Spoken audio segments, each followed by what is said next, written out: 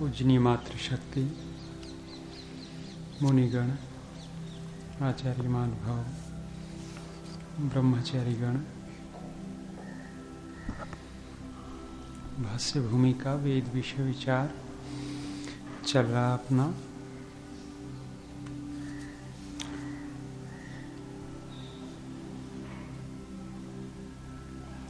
निरुक्त को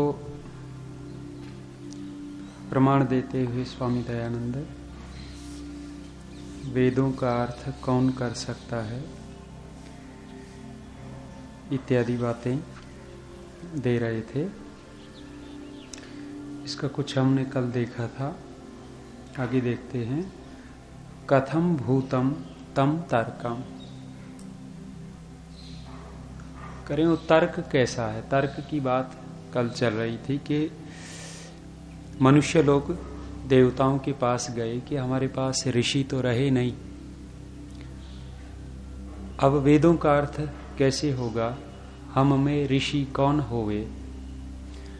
तो देवताओं ने कहा कि आप लोगों के बीच में जो तर्क है वही ऋषि होगा। तो कह रहे कथम भूतम तर्कम तम तर्कम, वो तर्क कैसा है, किसको तर्क माने। करे मंत्रार्थ चिंता अभ्यूढ़ मंत्रार्थ विज्ञान कारकम। तर्क को खोला, मंत्रार्थ चिंता उसी को कर दिया अभ्यूढ़, माने जिससे मंत्रों के अर्थ का चिंतन हो, मंत्रों के जिस चिंतन से मंत्रों का अर्थ निकल करके आए। अभ्यूहम मंत्रों के अर्थ करने में जो ऊहा है, अभ्यूढ़ जो मंत्रार्थ का दर्शन है वो, और खोला मंत्रार्थ विज्ञान कारकम, जो मंत्रों के अर्थ को खोल करके विज्ञान देने वाला है, वो तर्क कहलाता है। आगे कहा अतः किम सिद्धम, इससे क्या सिद्ध हुआ। यह कश्चित अनुचानो विद्यापारगः पुरुषो अभ्युहति वेदार्थम अभ्युहते प्रकाशयते तदेव आर्षम ऋषि प्रोक्तम वेद व्याख्यानम भवति इति मंतव्यम। करें यह कश्चित, जो कोई, अनुचानः, अनुचान को खोला विद्यापारगः, जो विद्या में पारंगत है, वो पुरुष है, वो पुरुष अभ्युहति ऊहा करता है। आगे खोला वेदार्थम अभ्युहते, वेद के अर्थ को जानने के लिए ऊहा की इसने प्रकाशयते, उसी को खोलें वेदार्थ को जो प्रकाशित करता है।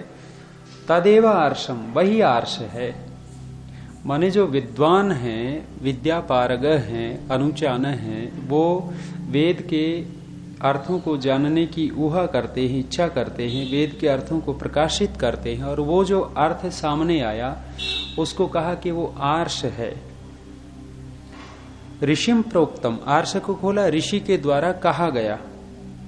वेद व्याख्यानम भवति इति मंतव्यम, उसको वेद व्याख्यान मानना चाहिए। तो माने जो पीछे शायद और आगे तो नहीं दे रहे स्वामी जी, पीछे जो दिया वेद के अर्थ करने वाले जो विद्यापारगः, उसके साथ साथ और भी दूसरे विशेषण जोड़े थे। जो तपस्वी है, शुद्ध अंतःकरण वाला है, इत्यादि जो विशेषणों से युक्त वेद पारगः अनुचान है, शुद्ध अंतःकरण वाला तपस्वी जितेंद्रिय, ऐसा विद्वान जब वेद के मंत्रों के अर्थों को जानने की ऊहा करता है और उस वेद के मंत्रों को प्रकाशित करता है, वो अर्थ होगा आर्ष, ऋषि द्वारा प्रोक्त, उसको वेद व्याख्यान मानना जानना चाहिए। करें किंच यद अल्प विद्येन अल्प बुद्धिना पक्षपातिना मनुष्येण च अभ्युह्यते तद अनार्षम अनृतम भवति। करें जो अल्प विद्या के द्वारा, बहुत थोड़ी विद्या पढ़ी है, कौमुदी पढ़ करके वेद का अर्थ शुरू कर दिया। कौमुदी भी कौन सी? रचनानुवाद कौमुदी। रचनानुवाद कौमुदी पढ़ी और वेद के अर्थ को शुरू कर दिया कि हम वेद का भाष्य करेंगे ना, ऐसा नहीं।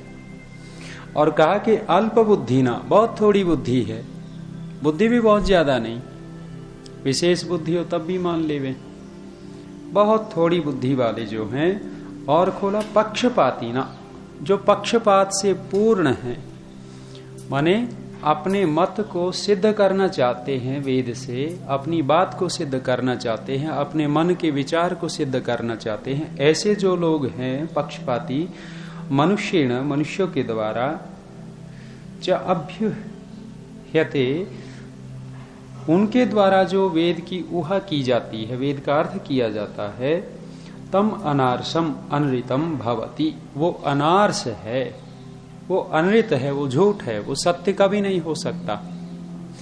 और जो पूर्ण विद्वान है, जितेंद्रिय है, तपस्वी है, वो जब वेद का अर्थ करेगा वो आर्ष है, ऋषि प्रोक्त है, वो सत्य है। दोनों को स्वामी दयानंद खोल रहे हैं। न एतत् केनापि आदर्तव्यम इति, करें ऐसी जिसने, जो अल्प बुद्धि वाला है, अल्प विद्या वाला है, उसने वेद का भाष्य किया, कुछ बातें कही वेद के विषय में, उसको कह रहे हैं न एतत् केनापि आदर्तव्यम, किसी को भी उसको आदर नहीं देना चाहिए। यदि ऐसों का आदर करने लग गए तो अनर्थ पैदा होता है। स्वामी दयानंद ने शायद चौथे समोल्लास में वो पाखंडियों के लक्षण लिखे, पाषंडीनो विक्रम स्थान वैडाल वृत्तिकान सठान हेतु कान बक वृत्तिश्च वांग मात्रेण नापि अर्चयेत, ऐसा कुछ है। करें ऐसों का वाणी मात्र से भी सत्कार न करे। परम स्वामी दयानंद खोल रहे हैं, क्यों न करें?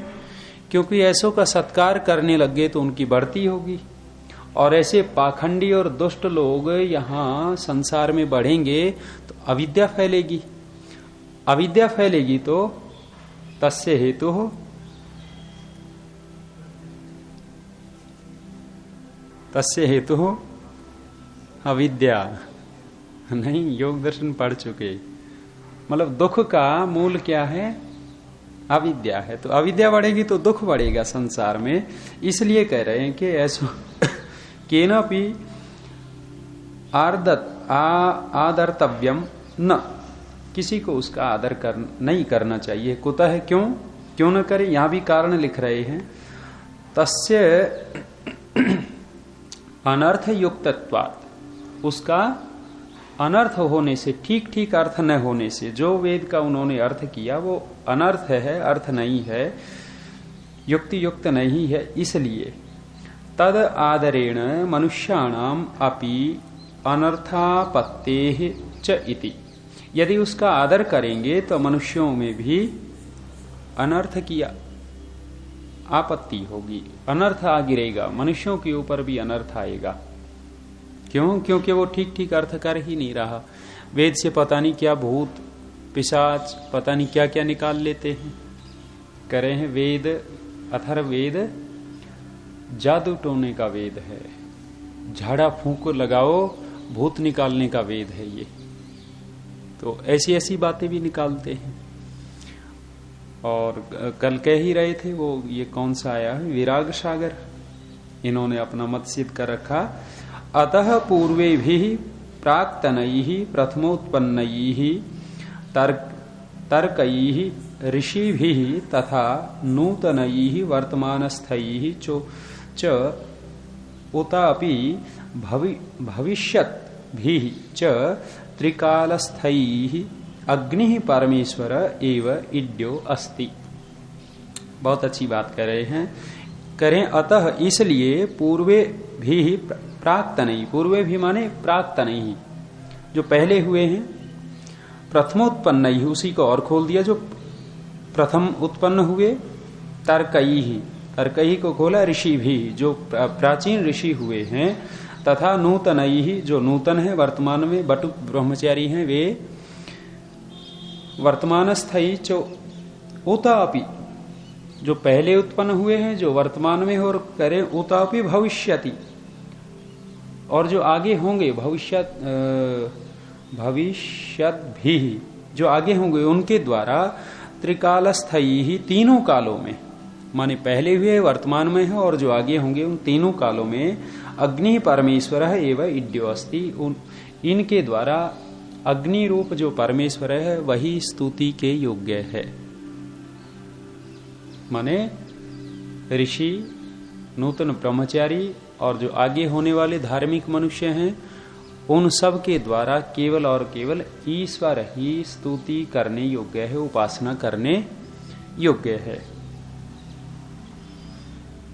न एव अस्मात् भिन्नः कश्चित् पदार्थः कस्यापि मनुष्यस्य इड्यः स्तोतव्य उपास्यो अस्ति इति निश्चयः। कह रहे हैं इसके भिन्न, परमेश्वर से भिन्न कोई भी पदार्थ कस्यापि मनुष्य से, किसी भी मनुष्य का स्तुति करने योग्य, उपासना करने योग्य नहीं है, ऐसा जानना चाहिए। दूसरी चीजों की उपासना नहीं करनी चाहिए। स्वामी सत्यपति जी शिविरों में बताते थे भी ध्यान लगाओ, ध्यान लगाया, किसका ध्यान लगा? परमेश्वर अनुभव हुआ? नहीं हुआ। नहीं हुआ तो किसकी उपासना चल रही थी? संसार की। तो वहां संसार उपास्य हो जाता है। कोई कोई सोचता है भी कपड़ों पे प्रेस नहीं हो, और वो प्रेस दिखती है, आंख तो बंद है लेकिन वो प्रेस दिख रही है, बड़ी बड़ी सलवटें थी और प्रेस करनी थी। वहां उपासना किसकी हो रही? उपासना कपड़ों की चल रही है। अनेक बार आप देखते होंगे व्यवहार में, जिस व्यक्ति, जिस चीज के प्रति हमारा ज्यादा लगाव होता है उसी की उपासना होती है। तो यहां कह रहे हैं कि लगाव बनावे, उपासना करें ईश्वर की।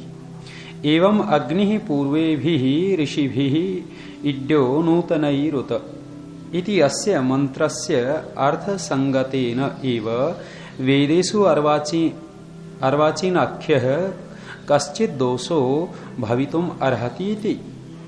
करें इस प्रकार जो मंत्र दिया है, अग्नि ही पूर्वे भी ऋषि भिड्यो इति अस्य मंत्र से, इस मंत्र का अर्थ संगतेन, अर्थ की संगति से, वेदेषु अर्वाचीन अख्यः कश्चित् दोषो, जो अर्वाचीन नवीन जो कह रहे हैं, कश्चित् दोषो भवितुम अर्हति इति, यदि ऐसा अर्थ करते हैं तो प्राचीन ही वेद सिद्ध होता है, नवीन वेद सिद्ध नहीं होता। सारे दोष दिखेंगे यदि हम इस मंत्र को ये इस प्रकार का अर्थ नहीं करेंगे तो वेद नवीन दिखेगा।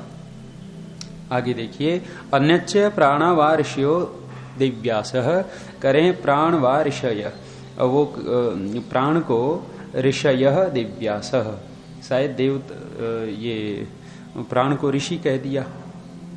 और इसमें देख लेते हैं, पूर्वे भी पूर्व काल अवस्थास्थयी कारणस्थयी प्राणयी कार्य द्रव्यस्थयी नूतनैः ऋषिभिः सहैव समाधि योगेन सर्वैः विद्वद्भिः अग्निः परमेश्वरः एव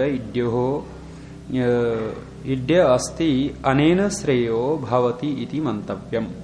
वो इसी प्रकार की बात और दे दी। पूर्वे भी पूर्व काल, प्राचीन काल में जो स्थित थे प्राणयी, प्राणों के द्वारा, माने ऋषि लोग क्या करते थे। एक हमारे अभी स्वामी जी मर गए पीछे कुछ दिन पहले, जयपुर में रहते थे स्वामी सत्यबोध जी। तो स्वामी सत्यबोध जी की बहुत ज्यादा मान्यता ये रही कि हम जब भी परमेश्वर की उपासना करें तो प्राण और नाड़ियों के माध्यम से करें। बहुत सारे उन्होंने स्वामी दयानंद के भी प्रमाण और वेद भाष्य जो स्वामी जी ने किया है कि प्राणों को समाहित करके उस परमेश्वर की उपासना करें, नाड़ियों में ध्यान लगावें। तो ऐसा कुछ वो कहते थे। तो यहां भी करें प्राण ही, प्राणों के द्वारा कार्य द्रव्यस्थ ही नूतन ही ऋषि, मतलब ऋषि लोग, योगी लोग प्राणों को समाहित करके उस परमेश्वर की स्तुति उपासना करते थे। ऋषि भी सहैव समाधि योगेन, ऋषि के सहैव ऋषियों के साथ समाधि योग के द्वारा सर्वैः विद्वद् भी अग्नि परमेश्वर ही, सभी विद्वानों से अग्नि रूपी परमेश्वर ही स्तुति करनी योग्य है। अनेन श्रेयो भवती थी मंतव्यम, ऐसा ये जानना चाहिए। इसी आगे कह रहे हैं यच्च उक्तम छंद मंत्र यो भेदो अस्ति इति तदपि असंगतम। पीछे जो मोक्षमूल और भट्ट की बात कही थी कि वेद में एक छंद है और एक मंत्र है, और वो भी मंत्र तो ऐसे हैं कि किसी व्यक्ति अल्प बुद्धि वाले का निकल गया, और छंद भी इसी प्रकार की कि अचानक कोई मूर्ख से कोई शब्द निकले हो, इस प्रकार का वो दे रहे थे। तो ये स्वामी दयानंद कह रहे हैं इन दोनों की बात जो ये कह रहे हैं ये भी असंगत है। कुतः क्यों? छंदो वेद निगम मंत्र श्रुति नाम पर्यायवाचकत्वात्। करें छंद वेद निगम मंत्र श्रुति 5 हो गए, तो करें इनका पर्यायवाची होने से, माने छंद वेद निगम, वेद नहीं दिया, हाँ वेद दिया, छंद वेद निगम मंत्र श्रुति, ये 5 नाम एक ही चीज को कहने वाले हैं, इस रूप में पर्यायवाची हैं। वैसे निरुक्तकार किसी भी शब्द को पर्यायवाची नहीं मानते, उनका अपना अर्थ, प्रत्येक शब्द का अपना अर्थ होता है, ऐसा वो कहते हैं। तो इसलिए स्वामी दयानंद पर्यायवाची इस रूप में देख रहे कि ये पांचों के पांचों जो हैं एक ही वस्तु के कहने वाले हैं। तत्र छंदः अनेकार्थवाचकम अस्ति, छंद अनेक अर्थों को कहने वाला है। वैदिका नाम गायत्रादि वृत्ता नाम, गायत्रादि वैदिक छंद हैं। लौकिका नाम आर्यादि नाम च वाचकम, लौकिक आर्य लोगों के द्वारा जो छंद बनाए गए वो भी हैं। क्वचित स्वातंत्रस्य अपि, को कुछ स्वतंत्रता से छंद मिलते हैं। अत्र आहु यास्काचार्याः, यास्काचार्य जी कहते हैं मंत्रा मननात्। मंत्र क्यों कहते हैं मंत्र को? मंत्र इसलिए कहते हैं कि मनन करने से मंत्र, छंदांसी छादनात्, उसको ढकने वाला होने से, माने दुखों को दूर करके हमें सुखों से जो ढक देता है वो छंद, दुख दूर हटाए और सुख दे दिए, सुखों से ढक दिया तो छंद कहा। स्तोम स्तवनात्, करें स्तोम इसलिए कहते हैं कि स्तुति जिससे की जाती है वो स्तोम। यजुः यजते, यजुर इसलिए कहते हैं कि यजन होता है। साम समितम ऋचा, ये समित ऋचा को शायद गायन आदि के लिए दे दिया होगा, ये साम हो गया। अस्य अयम अभिप्राय, इसका ये अभिप्राय है। मत्री गुप्त परिभाषणे अस्मात् हलश्च इति सूत्रेण घय प्रत्यय कृते, व्याकरण की बात कह दी। करे हैं मत्री ये धातु है, गुप्त परिभाषण अर्थ में इस धातु से हलश्च सूत्र है, इस सूत्र से घय प्रत्यय करने पर मंत्र शब्द सिद्ध हो जाता है। मंत्र शब्द से सिद्धिर जायते, इदितो नुम धातु इत्यादि नुम करके गुप्ता नाम पदार्थानाम भाषणम यस्मिन वर्तते स मंत्रो वेद। करें गुप्त पदार्थों का भाषण जिसमें होवे, अर्थात गुप्त पदार्थों का प्रकटीकरण जहां हो वो मंत्र, और मंत्र वेद का ही नाम है।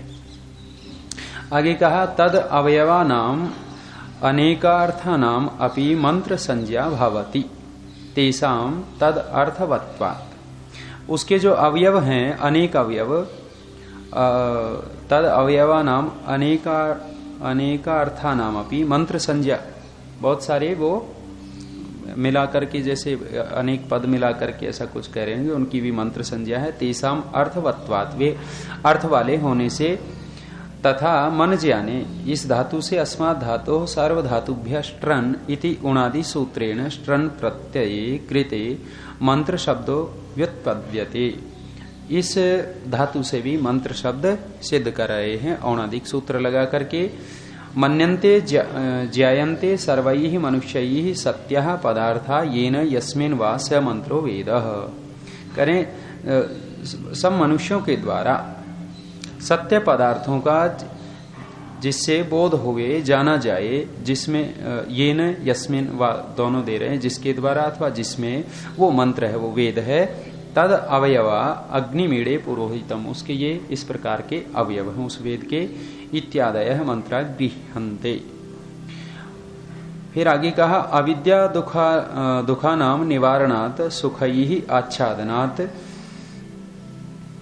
अनाच्छाद जी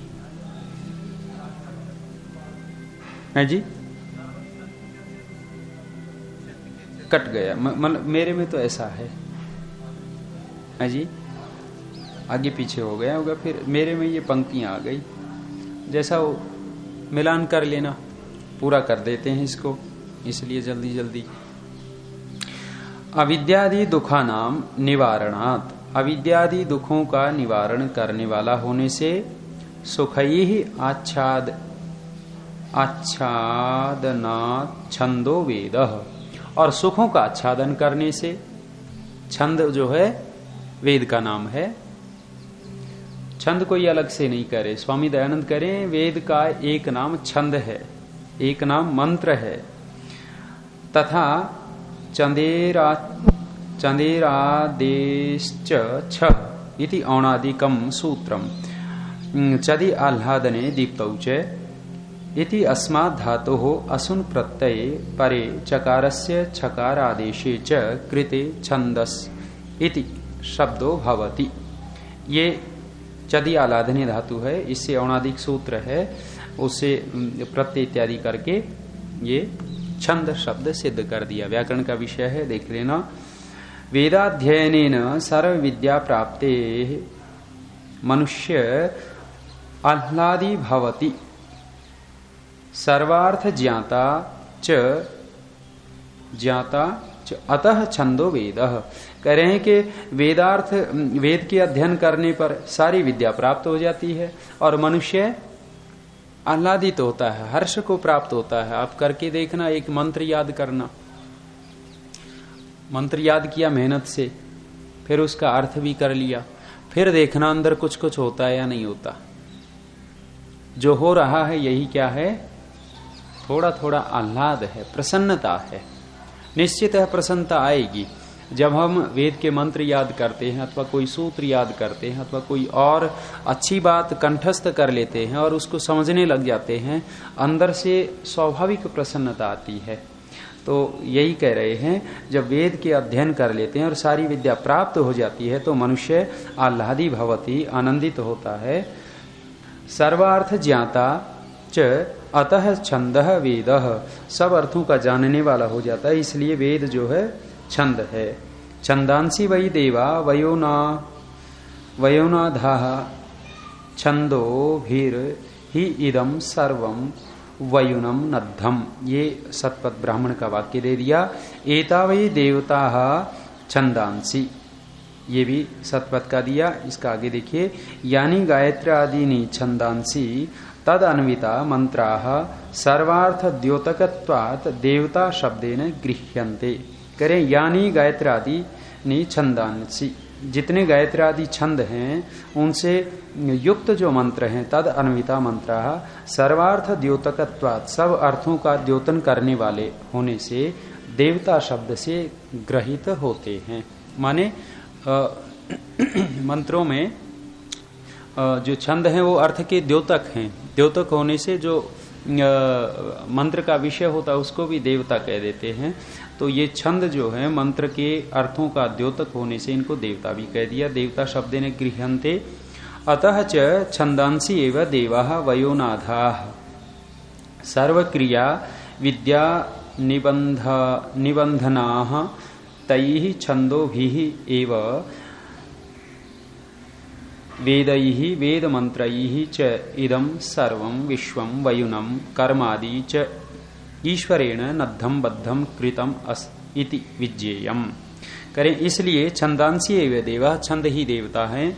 वयोनाधा, उसी को खोला। सर्व क्रिया विद्या निबंधनाः, सब विद्याओं के द्वारा ये बंधा हुआ सर्व क्रिया विद्या निबंधा तई छंदो भी एव वेदई वेद मंत्रैश्च इदम सर्वम विश्वम।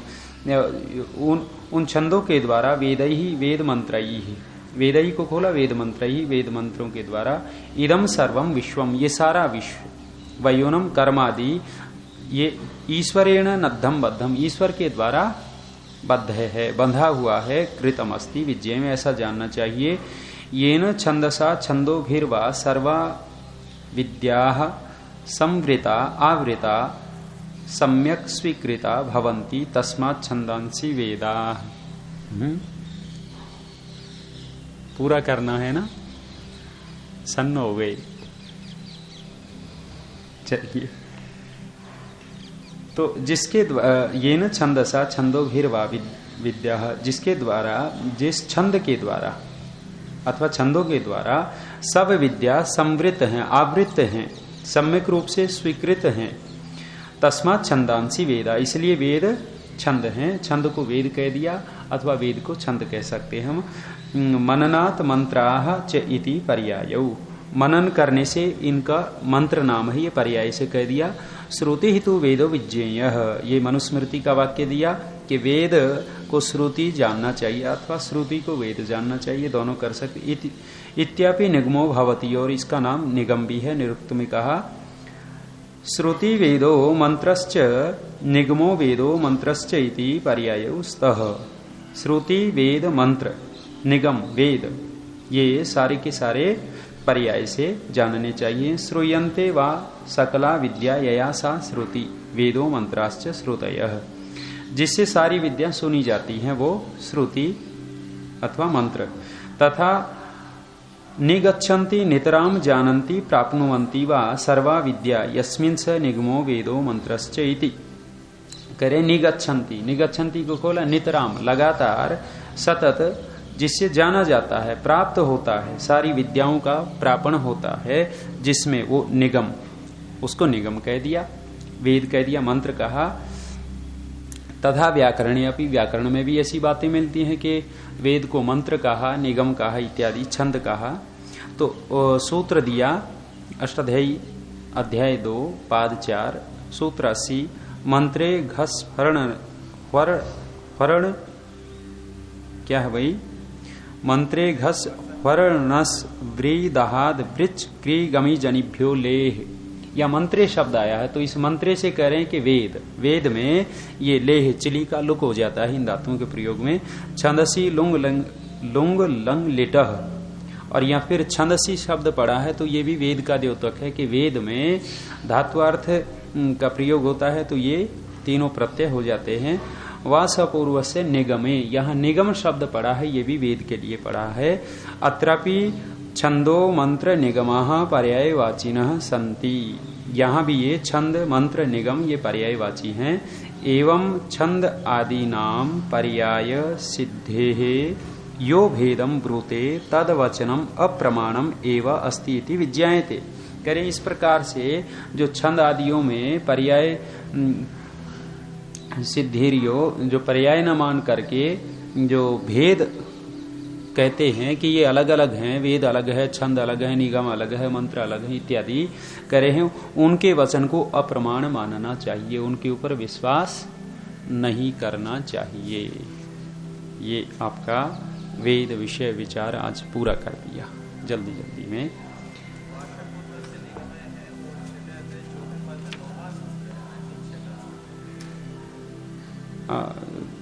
इसमें अध्याय 6 पाद 4 सूत्र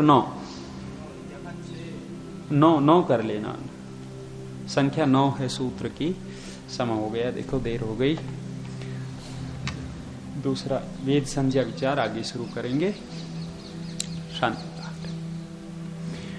ओम द्यौः शान्तिरन्तरिक्षं शान्तिः पृथिवी शान्तिरापः शान्तिरोषधयः शान्तिः वनस्पतयः शान्तिर्विश्वे देवा शान्तिर्ब्रह्म शान्तिः शान्तिः शान्तिरेव शान्तिः सामा शान्तिरेधि। ॐ शान्तिः शान्तिः शान्तिः।